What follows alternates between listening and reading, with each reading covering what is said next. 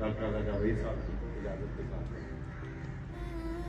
बारहा मेरे साथ खेली है, बारहा मेरे साथ खेली है, मेरी किस्मत मेरी सहेली है। बारहा मेरे साथ खेली है, मेरी किस्मत मेरी सहेली है। वो तो एक कागजी सा फूल था बस, वो तो एक कागजी सा फूल था बस, मैंने समझा जिसे चमेली है। उसको समझा दिया है मैंने आज, उसको समझा दिया है मैंने आज, मैंने भी और राह ले ली है। कैसे बतलाऊं तुझको है आमिर, कैसे बतलाऊं तुझको है आमिर, जिंदगानी ये कैसे झेली है।